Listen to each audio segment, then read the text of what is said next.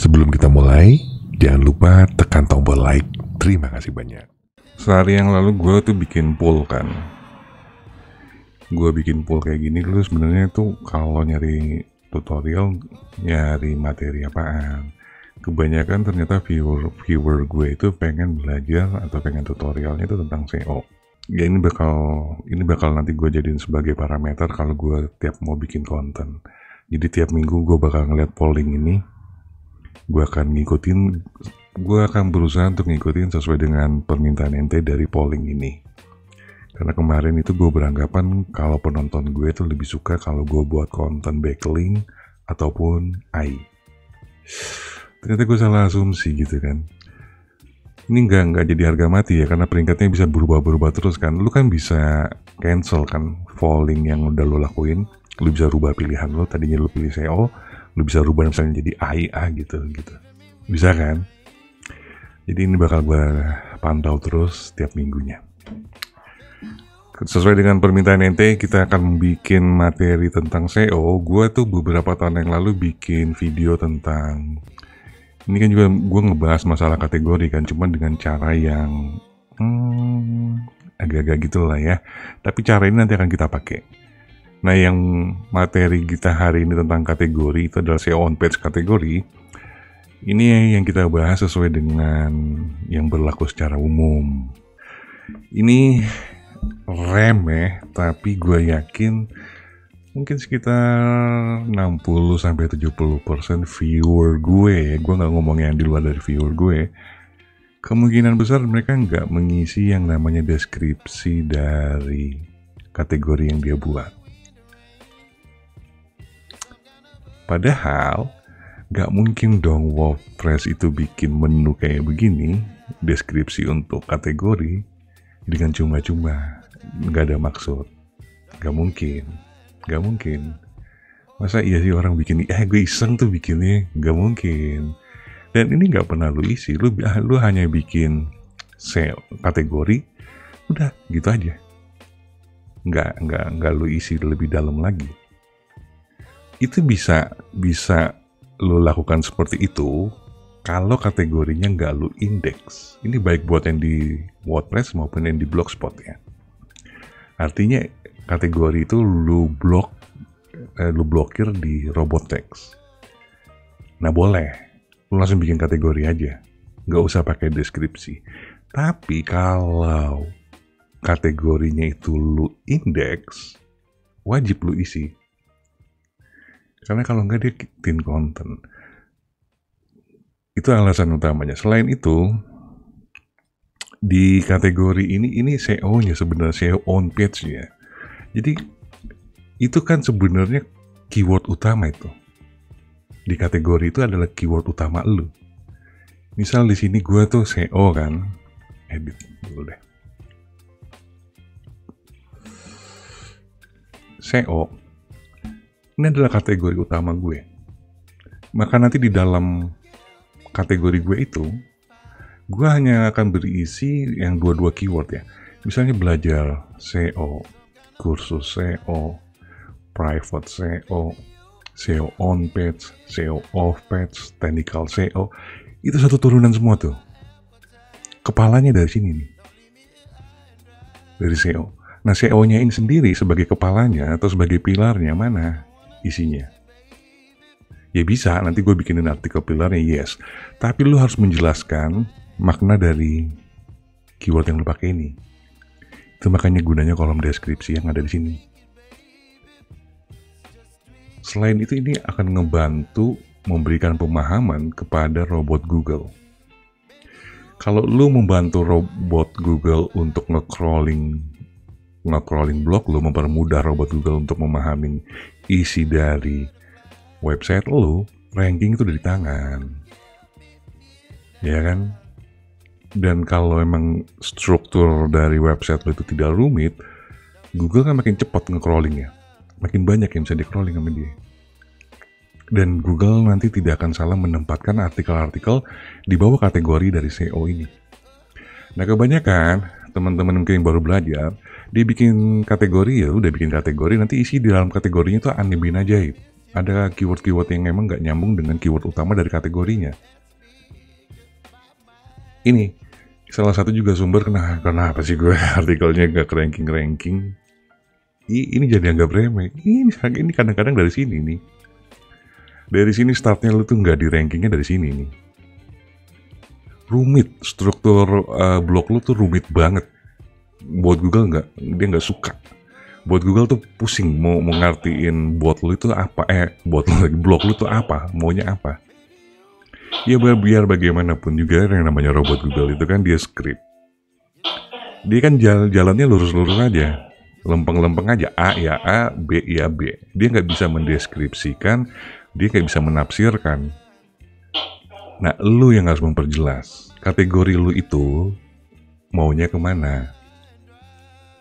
Deskripsinya harus diisi. Yakin gue sekitar 70 mungkin ya 70-80% penonton gue tidak mengisi deskripsinya. Padahal ini adalah step awal lu di ranking atau tidaknya sih sebenarnya.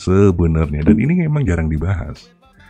Dianggap angin lalu nih soal mengisi deskripsi di kolom kategori. Padahal ya, terutama buat lu nih yang menggunakan sistem backlink dengan homepage dan brand, ya yang menggunakan sistem backlink homepage dengan anchor text, brand dan URL, ini wajib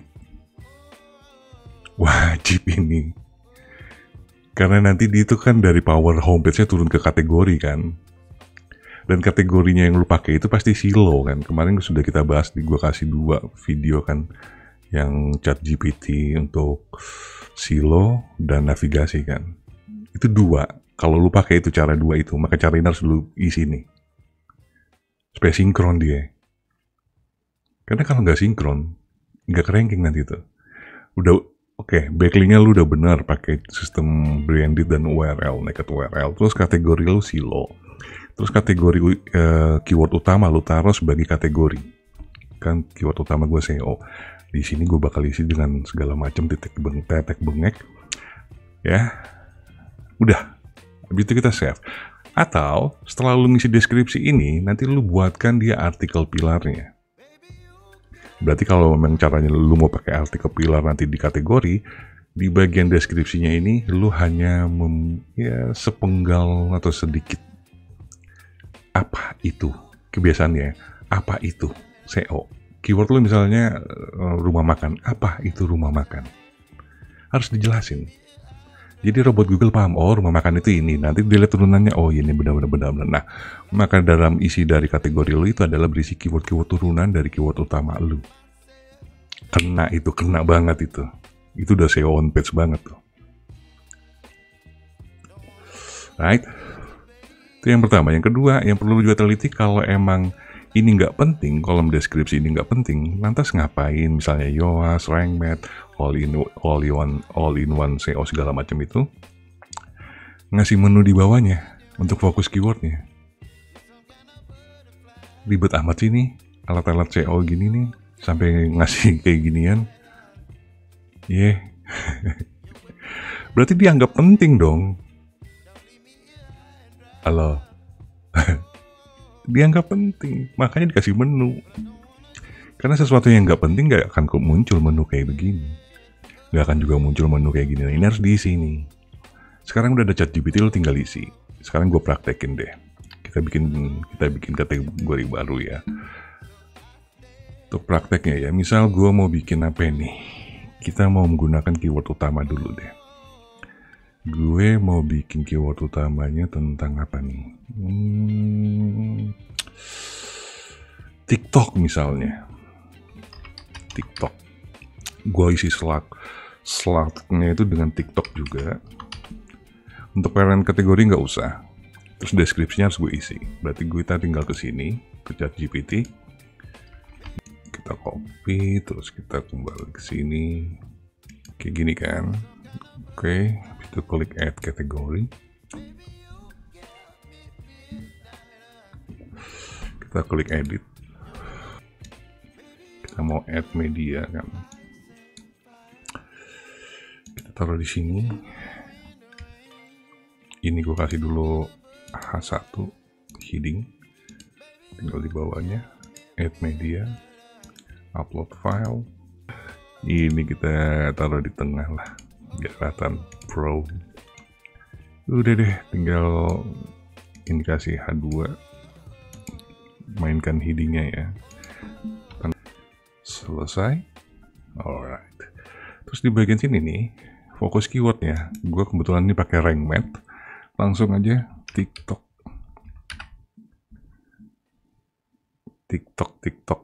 TikTok aja. Ijo dong bos, ijo dia. Oke. Di bagian advance kasih indeks karena emang ini gue minta di indeks dan dia punya nanti site sendiri, peta situs sendiri. Emang sengaja canonicalnya bla bla bla, udah biarin. General, habis itu klik update aja.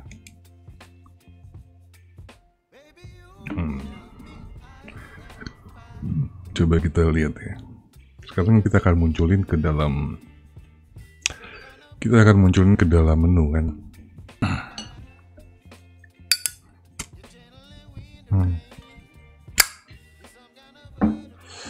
Sekarang kita tinggal ngatur di bagian sini, di bagian menu. Tinggal munculin aja guys. Gampang gini mah. Add item. Dia adanya di bagian kategori kan. Tinggal TikTok tambahkan. Tinggal naikin aja. Nah, kita cek ya. Ini kayak gini kan. Kita cek TikTok. Ini muncul kan deskripsinya nih. Yang tadi kita buat. Terus kalau di bagian SEO juga sama. Muncul dia deskripsinya. Ini nggak enak banget dipandang di mata kan. Dan rata-rata kalau lu ngecek kategori web gede ini nggak muncul kayak ginian kan. Kok bisa gitu? Gitu kan. Caranya itu gampang banget. Sekarang kita hide. Kita akan nge-hide deskripsi dari kategori ini. Ini sebenarnya videonya udah gue bikin tuh setahun yang lalu. Caranya gampang banget, lu tinggal klik kanan, inspect. Ini kan di bagian taxonomy description di sini nih. Di bagian elemen stylenya lu bisa lihat. Gue gedein deh. Ya, gue gedein lagi. Di bagian sini nih, di taxonomy description-nya kita masukin aja display none dulu. Display none hilang kan. Habis itu lu copy aja semuanya ini sampai ke bawah kayak gini, klik kanan, copy row kayak gitu. Terus kita balik lagi ke customize nya di bagian additional CSS nya di sini, taruh aja paste ini, ente paste, ente publish, that's it, nothing. Di bagian lo bisa lihat nggak ada kan isinya kan deskripsinya. Di bagian SEO nya kategorinya nggak ada, yang ada cuma berisi artikelnya. Seperti itu blog-blog gede. Mereka sebenarnya pada intinya mereka ngisi deskripsinya itu, tapi nggak kelihatan nama lu karena di hide, display none. Jadi lu tuh nyasar gitu, gimana caranya gue ke ranking, bagaimana caranya gue ke ranking. Udah ikutan kursus di sana sini, ternyata lu nggak ke rankingnya itu karena elementary, karena basic SEO-nya aja masalah kayak gini. Dan ini nggak dikasih tahu. Lu sering lihat kan, terutama di marketplace itu banyak sekali namanya kategori yang ke ranking kan di page 1. Kategorinya doang yang ke ranking tuh, link kategorinya. Tapi isinya nggak ada, kayak model kayak begini kosong aja. Kok bisa ke ranking? Ya karena kategorinya itu berisi artikel. Dan itu bisa ke ranking. Yeah. Ini SEO on page, basically banget. Dan ini kebanyakan nggak dilakukan sama teman-teman blog yang masih baru tuh, karena mungkin emang untuk nyari materi kayak gini, lu cari tutorialnya tuh susah. Mungkin hampir banyak yang nggak ngasih tahu kalau deskripsi itu, kalau kategori itu punya kolom deskripsi dan itu harus diisi. nggak ada yang ngasih tahu. Oke. Ini juga berlaku untuk yang landing page. Landing page kan rata-rata juga pakai WordPress kan. Di kategorinya itu kan ada deskripsinya, diisi itu. Jangan dikosongin. Orang banyak nanya bagaimana sih caranya gue nge-ranking untuk landing page. Isi aja kayak gini. Karena nanti ini kategorinya bakal kita indeks kan. Oke. Lo tinggal minta di indeks aja nanti di bagian SEO plugin yang lo pakai. Misalnya di sini gue pakai rank map, di bagian sitemap setting. Nah ini dia kategorinya. Lo hidupkan ya, diaktifkan. Kalau ini begini, ini nggak diaktif. Artinya lo nggak minta di indeks. Kalau lo minta di indeks, begini. Tinggal klik aja. Kita lihat kategorinya. SEO. Masuk dia. TikTok tadi belum masuk karena baru kita buat. Yang SEO-nya kemarin udah gue buat. Kalau kita cek. Di mata traffic atau di mata user, untuk kategori lu isinya kosong. Kayak gini, kosong, nggak ada penjelasan tentang SEO itu. Tapi di mata robot Google ada deskripsi lu muncul. Dan ini kalau di indeks, kalau misalnya lu nggak ngisi deskripsi, dia jatuhnya jadi thin content. Makanya lu sering lihat kan, hari ini kok indeks gue tuh sampai 5.000, 6.000, 7.000, kok besok tinggal 3.000. Itu rata-rata yang di no index tuh yang kategori yang nggak punya deskripsi kayak gitu, atau tag yang nggak punya deskripsi. Nanti soal tag di video berikutnya ya. Jadi kita demi satu demi satu gue kasih materi SEO on page-nya. Seperti bisa lu lihat di depan, ini living room, artinya ruang tamu lah kayak gitu. Nah yang artikel-artikelnya, artikel yang mengisi dari kategori living room adalah keyword-keyword turunan atau keyword-keyword semantiknya. Sofa, coffee table, itu kan bagian dari living room. Gitu loh cara kalau lo ngisi konten atau cara lo bikin kategori. Jadi nggak asal-asal bikin kategori, lo harus konsep. Kategori gue misalnya tentang SEO, maka nanti di dalam sini, dalam kategori SEO itu gue akan berisi misalnya seperti ini. Belajar SEO pemula, belajar SEO YouTube, belajar SEO WordPress, belajar SEO YouTube lagi untuk pemula, belajar SEO dasar, SEO on page, SEO off page, semua nih berisi tentang, ini berisi keyword-keyword turunan atau semantiknya dari SEO. Jadi sinkron. Silo itu baru benar-benar dibilang silo. Structure Internal Link Optimization. Gitu. Nanti internal linknya bisa nggak sih ke dalam deskripsinya SEO? Bisa. Sering kan lo lihat ada orang pakai internal link ngambil dari link kategori? Sering ya. Sementara kalau lu cek kategorinya kok kategori ini isinya kosong kok, tapi dia ngambil internal link dari kategori ya. Karena lu nggak lihat ada deskripsi di situ. Itu yang cara satu. Kalau misalnya gue pakai Blogspot, ya kalau lu pakai Blogspot kan dia nggak ada menu-menu kayak gini.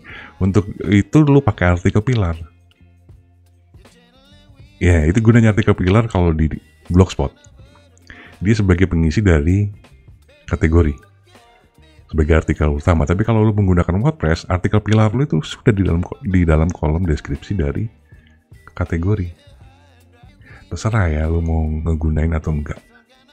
Tapi sudah gue jelaskan untuk SEO on page masalah kategori, cara kerjanya ini.